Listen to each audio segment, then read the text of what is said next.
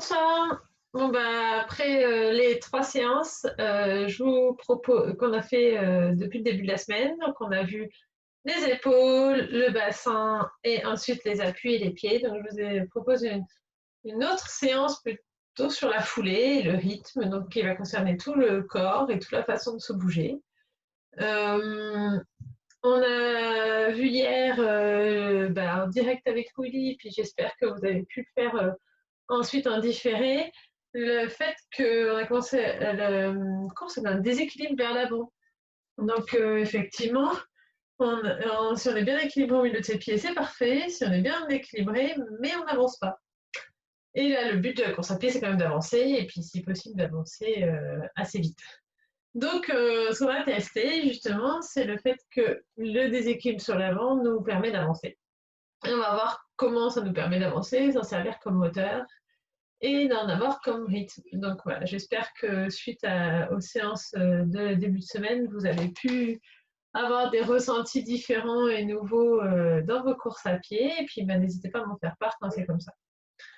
Pour commencer, comme d'habitude, on s'allonge sur son tapis. On prend vraiment le temps de s'allonger et de s'installer. On place tout le dos bien étalé sur le sol, les jambes également. On place les mains à côté du corps, mais pas trop près. Les paumes des mains plutôt vers le haut, vers le ciel. Les jambes écartées, largeur bassin. Les orteils tombent vers l'extérieur. On replace le bassin si c'est nécessaire. Et on profite pour bien se relaxer complètement. On oublie ce qui s'est passé avant, on oublie la journée, on oublie ce qui va se passer après. On aura le temps d'y penser après la séance de yoga. Et on se concentre sur l'état présent et l'endroit présent. On va mettre la conscience dans les doigts de pied, aller vérifier la détente de tous les orteils, à la fois le pied gauche et le pied droit. On essaye d'avoir sa conscience scindée en deux entre les deux pieds. Puis la plante du pied, le dessus du pied, les chevilles, les mollets, les genoux, les cuisses, et on remonte ainsi jusqu'aux hanches. Les deux jambes sont bien lourdes, bien étalées sur le tapis, on les laisse s'enfoncer. Ensuite, on peut peut-être replacer le bassin légèrement en ramenant les fessiers vers les pieds. Puis on étale bien tout le dos. C'est pas grave si les lombaires ne touchent pas le sol.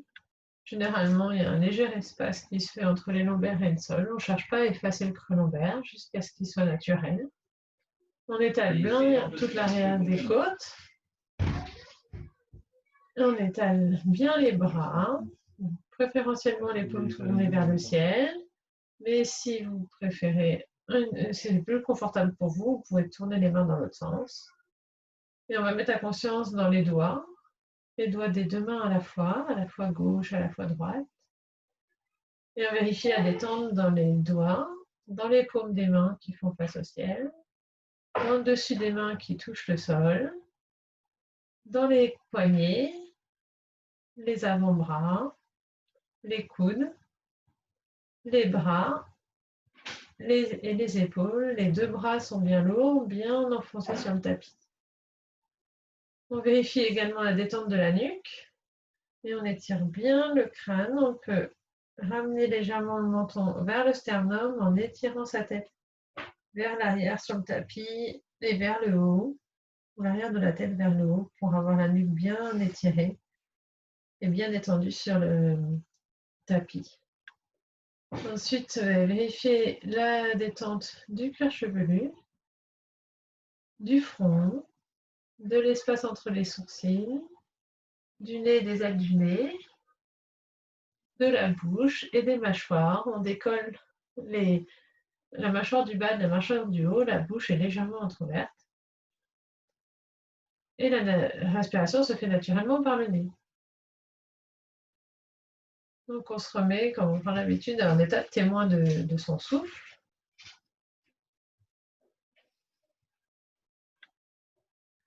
Et on essaie juste de sentir comment est notre souffle ce soir, sans chercher à le modifier. Juste vérifier que ça respire bien tout seul, heureusement. Juste apprécier que ça respire tout seul, qu'on n'ait pas à intervenir pour la respiration.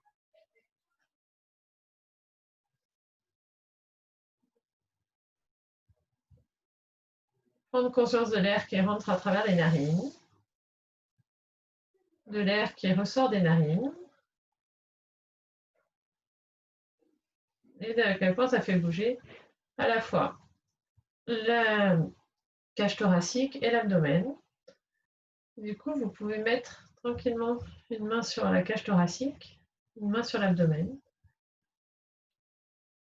et vous vérifiez que la respiration se fait naturellement.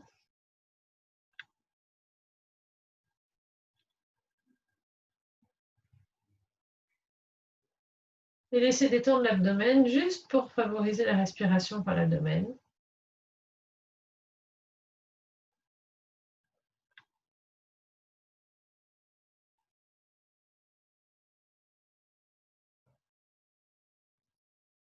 Sans forcer. C'est évidemment pas l'air qui va dans l'abdomen, mais c'est les organes qui sont dans l'abdomen qui se déplacent pour laisser la place au diaphragme de bouger.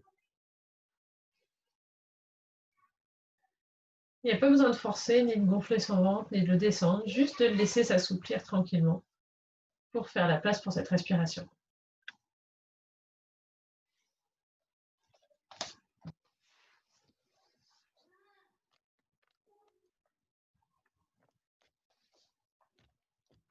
Ensuite,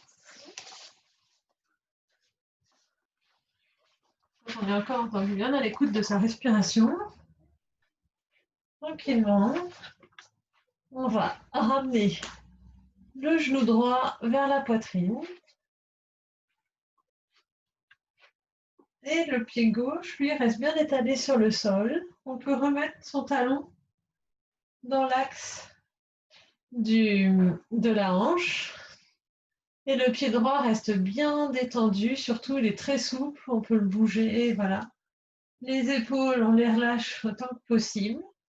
Éventuellement, on peut prendre un foulard pour tenir son genou, laisser un peu les épaules sur le tapis. Là, on va se mettre au rythme de sa respiration. Et sur l'expiration, on va tirer les orteils vers soi, pousser le talon loin de nous. Et quand vient l'inspiration, on relâche. L'expiration suivante, on recommence, on pousse loin le talon. On ramène les orteils vers soi. Expiration, on relâche. Expiration suivante, on ramène les orteils vers soi, on pousse loin le talon. Inspiration, on relâche. Et cette fois en plus, donc expiration, on pousse loin le talon et en plus on va écraser le genou contre le tapis, comme si on avait une balle de tennis mise sous le genou. On l'écrase pendant toute l'expiration. Et sur l'inspiration, on relâche. On expire, on pousse le talon, on ramène les orteils vers soi, on appuie son genou. Inspire, on relâche.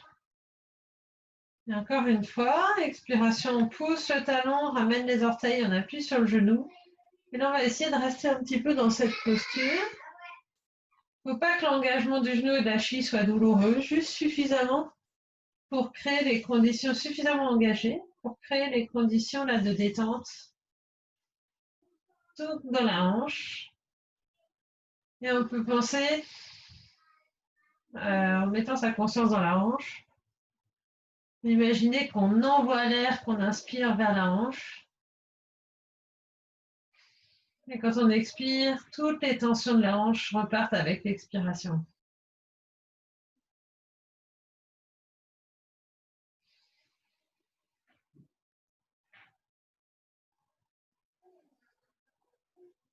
Puis on détend la jambe, on relâche la jambe droite, on la pose au sol. Et on prend quelques instants pour comparer les sensations des deux côtés.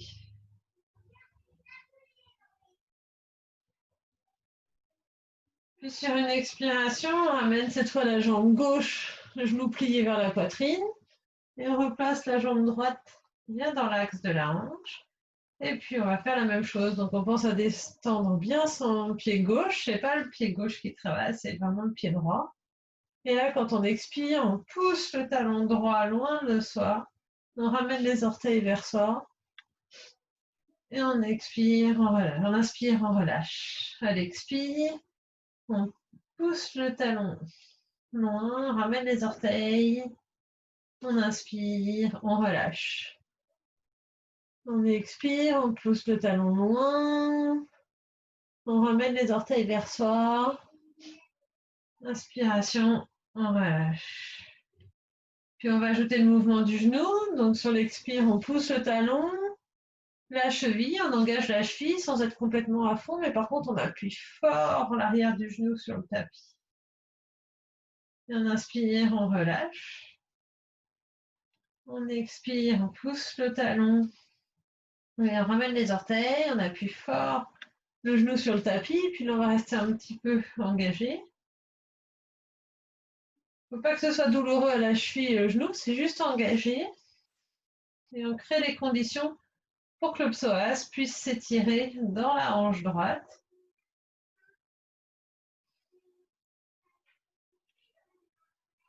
Ce n'est pas un étirement franc direct, c'est pas facile à sentir, mais il a les conditions pour avoir de la place. Et peut-être en fermant les yeux, on peut imaginer qu'on envoie le souffle vers cette hanche droite qui se détend peu à peu.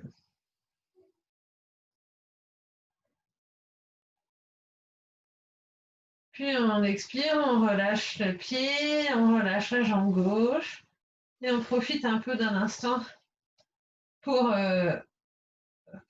se sentir voir, analyser les ressentis qu'on a eus, ressentir cet étirement qui a pu se faire dans les deux hanches.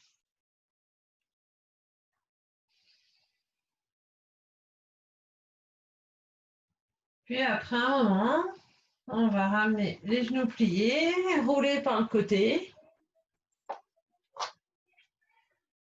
et venir se mettre en appui les fessiers sur les talons. On va faire maintenant le chien tête en bas. Alors c'est la posture reine du runner, mais elle n'est pas évidente à faire pour nous. On pourrait même dire qu'elle est franchement difficile, puisque on a souvent une certaine raideur de la chaîne postérieure. Et donc on ne va pas chercher à la faire parfaitement comme on peut le voir dans les magazines, mais on va la faire avec la rectitude du dos qui est importante. Donc là, on va crocheter les orteils dans le tapis, qui sont largeur des fessiers. Les genoux sont aussi largeur du bassin. Et imaginez qu'on puisse asseoir nos fessiers entre nos talons. On inspire, on lève les bras vers le ciel, puis sur l'expire, on les fait glisser devant soi. On étale bien les mains comme des pattes de gecko et on pousse les mains suffisamment loin, mais pas trop pour que les coudes restent d'abord sur le tapis. Donc là, ça va nous fixer la distance entre nos pieds et nos mains et on ne doit plus les bouger.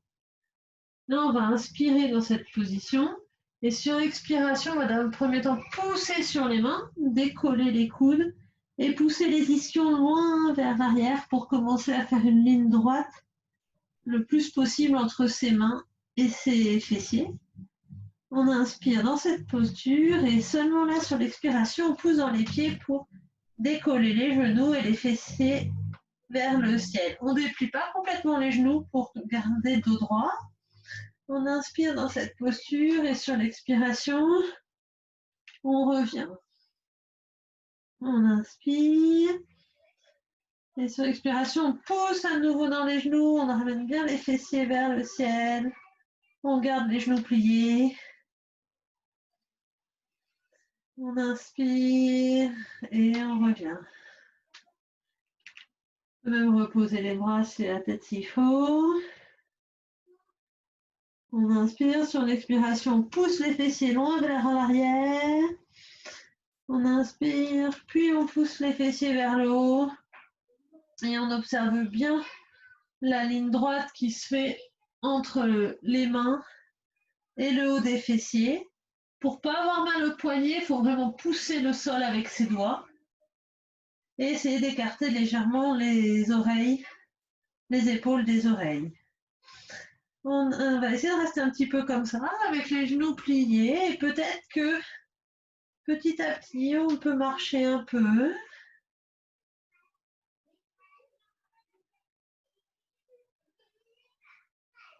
Et on va peut-être gagner un petit peu de souplesse sur les pieds, mais surtout, le but, c'est pas de tendre les genoux qui ne risqueraient de nous faire arrondir les lombaires. Et quand on a un peu marre, on trouve que c'est suffisant, on repose tranquillement les genoux sur le sol, puis les fessiers sur les talons, et on peut se reposer un petit peu dans cette position. Donc là, on est sur une posture qui étire vraiment bien tout l'arrière de la chaîne postérieure. Il ne faut pas hésiter à la refaire, surtout en différé, vous pouvez mettre pause et la reprendre. On va bien décomposer, que sur une expiration, on pousse les mains, on, on inspire, puis on pousse sur les pieds et là on lève les genoux. On inspire dans cette posture. On expire profondément. On inspire et on repose.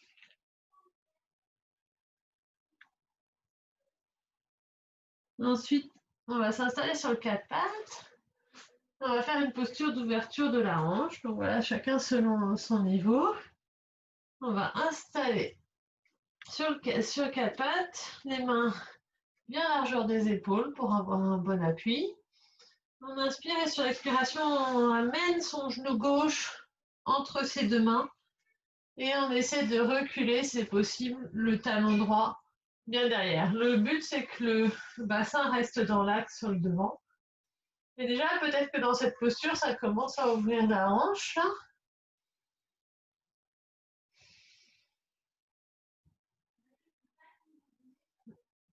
Donc, on utilise l'expiration pour continuer à s'assouplir. Et puis, sur une inspiration, on pousse sur les mains pour lever le genou. On passe le genou gauche à l'extérieur du talon gauche, du poignet gauche et on essaie d'amener notre pied en direction du poignet droit. Du coup, on est sur une ouverture, c'est la posture Kapotasana du pigeon.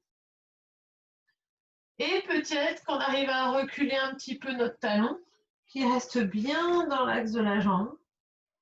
On ne force pas sur les lombaires, c'est une ouverture de la hanche. Et là, la façon de moduler, s'il faut, c'est de ramener le pied, si on veut être un peu plus engagé, ramener un peu plus le pied vers la main. Il faut vraiment aller à la limite de sa douleur, sinon on reste comme on était. On peut même rester dans cette position-là si déjà c'est un étirement qui est important pour vous. Là, le but, c'est vraiment pas de chercher à se redresser en risquant de creuser les lombaires et de se faire mal. Mais en engageant les abdominaux, on protège un peu les lombaires, mais que le travail doit se faire dans la hanche. Puis on revient tranquillement sur quatre pattes, le genou à côté du genou droit. On revient dans la posture de l'enfant.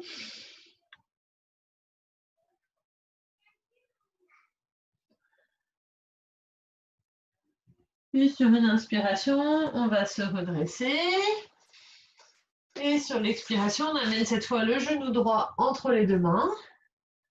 Le pied gauche est posé sur le tapis, bien dans l'axe de la hanche.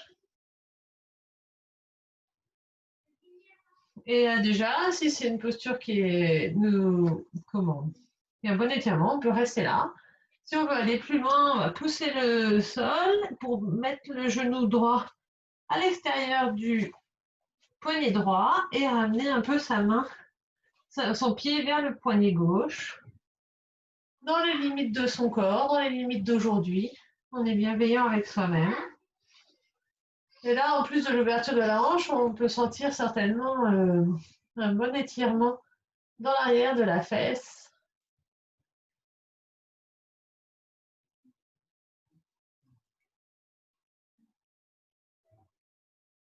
Et on en profite, ça c'est de détendre au fur et à mesure des expirations.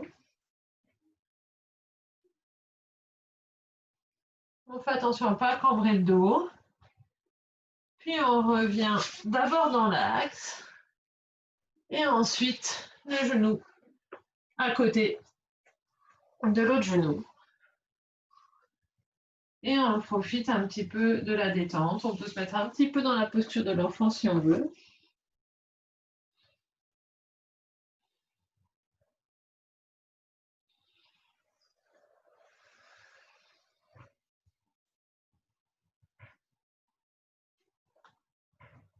On continue de respirer tranquillement dans la posture de l'enfant. Et aujourd'hui, on va faire un peu plus, accorder un peu plus de temps au travail, on va dire, de course à pied. Et je vais vous inviter à refaire le tombé des épaules comme on a fait lundi. Donc, je vais replacer la caméra au mieux possible. Et donc, ce qu'on a vu, c'est la différence entre le fait de retenir son épaule et de la laisser tomber. Donc, on va revoir ça en inspirant, on rapproche l'épaule gauche de l'oreille gauche. On expire, on descend doucement.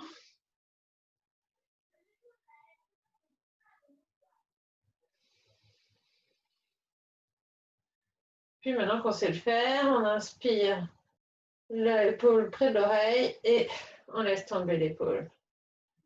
On inspire, on laisse tomber.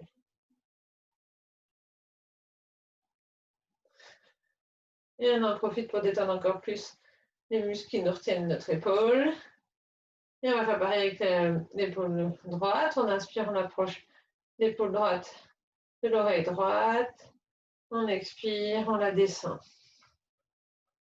On inspire l'épaule droite de l'oreille. On expire, on la descend.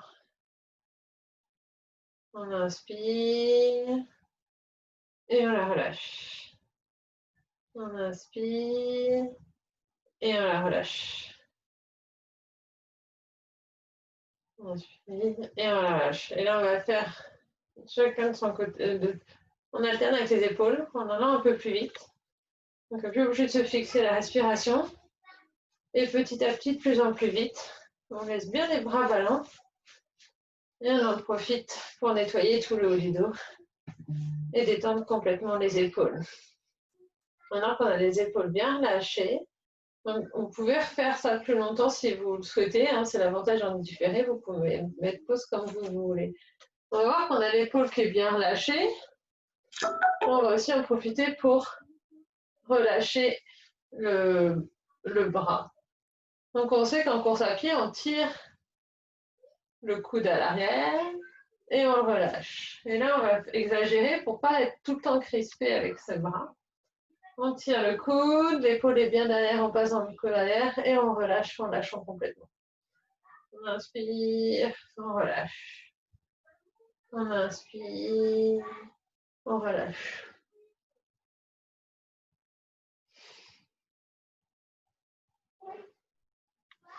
Et on sent que l'épaule, elle passe dans le plan arrière, au milieu, dans le plan avant. À chaque fois, à chaque foulée. On va faire pareil avec le bras gauche. Donc on laisse le bras droit ballant. On inspire, on tire le coude vers l'arrière et vers le bas. Ça, on reste près du corps et on relâche. On inspire, on relâche. On inspire et on relâche. On inspire et on relâche. Puis on va essayer de le faire avec les deux côtés. Inspire, relâche, inspire, relâche. Inspire, relâche, on tire, on relâche. Et on va le faire en alternance, puisqu'on tire d'un côté, on relâche de l'autre, et on essaye. C'est vraiment pas facile, mais le but c'est que quand on s'occupe de tirer un coude, l'autre on l'abandonne en fait. C'est un mouvement complètement exagéré de ce qu'on va avoir en course à pied. Mais justement, on va s'en servir pour que ne pas avoir c'est de mouvement volontaire, mais un mouvement vraiment, on alterne, relance, l'étirement du cou, enfin l'étirement du coude, la contraction musculaire et la décontraction complète. Ce que je vous avais expliqué en début de semaine qu'on peut faire qui est drôle, c'est ce que j'appelle sion du bois. Alors c'est l'idéal avec un partenaire, c'est de se mettre face à face, juste les coudes collés au buste, et tenir les mains de quelqu'un en face et faire ce mouvement-là alternatif. Et en sentant qu'il y en a un côté, on relâche et l'autre côté, on engage. Si vous trouvez un cobaye à qui faire le mouvement, c'est vraiment parfait pour sentir l'alternance entre la contraction et le relâchement. On utilise ensuite les cônes. Donc on va passer à une autre chose. Vous pouvez continuer à travailler ce mouvement-là si vous le voulez, mettez sur pause. Et ensuite, on va voir les coudes. C'est utiliser les coudes pour le rythme aussi.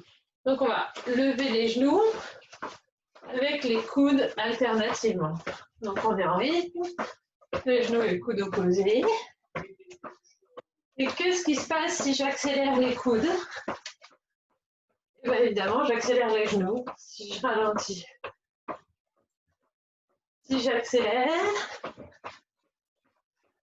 si je ralentis, j'accélère. Et voilà, je vous laisse jouer comme ça. Vous avez bien compris le principe. Si je change le rythme de mes coudes, je vais changer le rythme de mes genoux. Donc c'est vraiment moi qui décide le rythme de ma foulée, notamment avec les coudes. Et on va pouvoir parler avec le souffle. Donc comme ça. Et on fait caler ce rythme du souffle sur les coudes.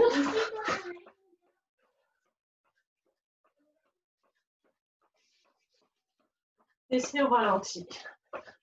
Donc vraiment, le rythme, c'est vous qui le choisissez. C'est indépendant de la vitesse. C'est vraiment vous qui êtes maître de ce rythme. Et du coup, c'est quelque chose que vous allez pouvoir expérimenter, j'espère en côte, si vous en avez une à côté de chez vous, c'est l'idéal. Ou dans les escaliers, c'est top aussi. Le principe, ça va être de dire que c'est pas moi qui subis la côte, ça va être particulièrement vrai en trail. C'est moi qui décide à quelle vitesse je vais la faire. Donc, quand on est face à la côte, on peut faire des tout petits pas, mais justement l'attaquer. C'est moi qui décide à quelle vitesse je vais. On sait qu'on a vu hier qu'on se penchait légèrement et on attaque le rythme. Du coup, ça c'est un travail à faire aujourd'hui. On va coupler ça au fait de voir le départ trébuché. Donc, ce qu'on a vu hier sur le départ trébuché, c'est que quand on penche, on se met à courir. On se met droit, on penche, on garde. C'est pas parce qu'on penche en avant qu'on fléchit les épaules, qu'on contracte le buste. On étire bien les épaules bien basses et on penche, on se met à courir. Donc ce départ-là, trébuché, vous pouvez le refaire, le retravailler et ça va jouer sur le rythme de votre foulée. Donc essayez ce soir ou demain, d'ici avant la séance de demain si c'est possible, de combiner ce départ avec le corps qui est plus ou moins penché à l'avant et à l'arrière et avec le rythme des coudes. Vous allez voir que peut-être qu'avec ce départ trébuché, vous allez augmenter un peu le rythme. Si vous avez la chance d'avoir une petite côte pas loin, allez tester le fait de choisir avec ses bras le rythme avec lequel vous montez la côte. Et du coup, la vitesse. Ça peut être une vitesse très lente, même si le rythme est très rapide. Des tout petits pas vont être vraiment efficaces pour monter une côte, pour découper l'effort en tout petits bouts. Donc ça, c'est vraiment quelque chose à expérimenter. Donc voilà, amusez-vous et puis on en reparle demain. Salut!